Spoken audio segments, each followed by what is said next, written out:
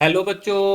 हमारा प्रश्न दिया हुआ है सिलिकॉन का सामान्य सूत्र क्या है। चार ऑप्शन है SiO4 minus, SiO6 7 minus, SiO3 minus 2n और R2SiO होल n। चलिए समझते हैं इस प्रश्न को। अगर इस प्रश्न की मुख्य अवधारणा की बात की जाए तो मुख्य अवधारणा में हमें सीखना होगा कि सिलिकॉन क्या है।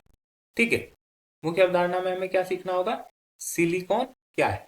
सिलिकॉन एक तरह का पॉलीमर है, एक तरह का बहुलक है। सिलिकॉन एक तरह का क्या है, बहुलक है।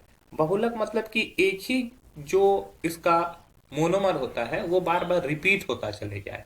ठीक है, तो उसको बहुलक बोलते हैं।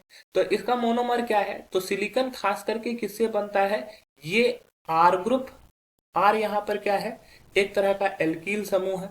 ठीक है, एल्कील समूह है। और यहाँ पे सिलिकॉन तथा ऑक्सीजन से बनता है, सिलिकॉन तथा ऑक्सीजन।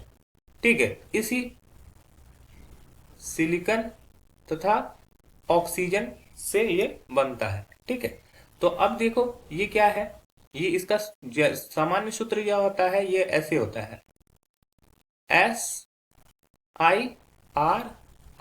ये इस तरफ से ऑक्सीजन से जुड़ा हुआ है।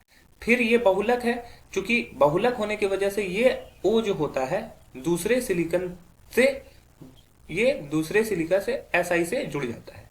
फिर ये O से जुड़ा होता है, तो इसका जनरल फॉर्मूला क्या होता है कि एक बॉन्ड खाली होता है और साथ में SiO2 ये n टर्म तक जुड़े रहता है। ये क्या होता है, R2SiO।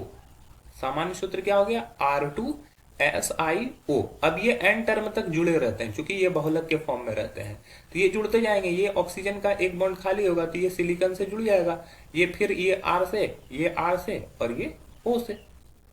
तो हमारा जो सही उत्तर हो जाएगा वो हो जाएगा ऑप्शन डी। अन्य ऑप्शन गलत हो जाएंगे। आशा है कि यह प्रश्न आपको समझ में आया होगा। धन्यवाद।